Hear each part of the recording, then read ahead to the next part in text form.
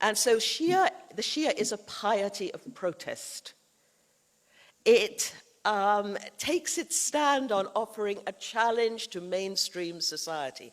You've all seen, I expect, these processions of Shiites on the day of Ashura, which is the day of anniversary of Hussein's death, tragic death of martyrdom. And they walk through the street bashing themselves. Now, it all looks sort of bizarre and strange and sadistic masochist to us.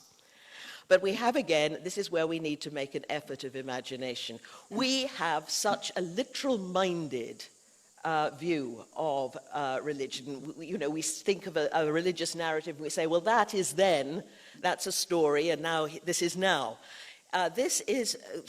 Shiism is a particularly symbolic and mythological religion. A myth has been well described as something that, in some sense, happened once, but which also happens all the time.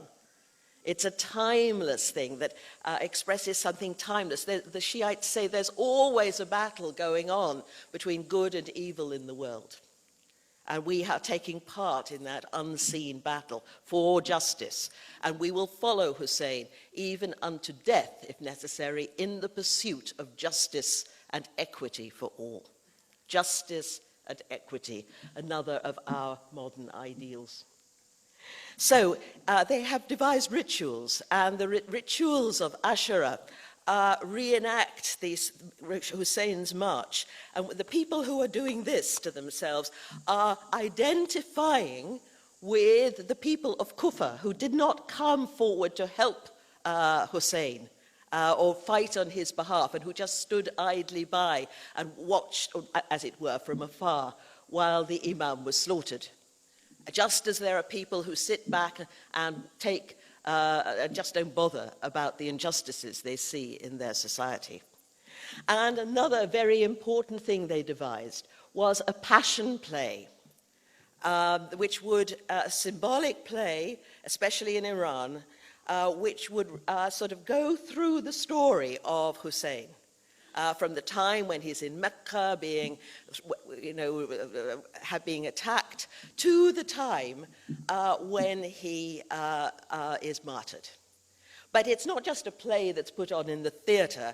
It's very much participatory, and the audience take part. They cry and they weep, and they're meant to think of their own sorrows at this time, the injustices they see all around them here and now, their own tragedies, and so that this becomes a timeless story of the struggle for goodness in our difficult world.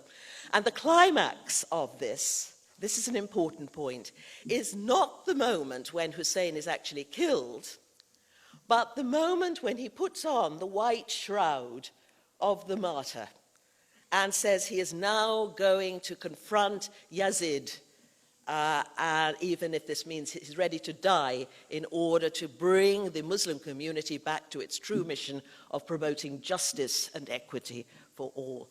And at that, the audience cry, Ya Hussein, and they too promise that they will march with him and work for justice in this world.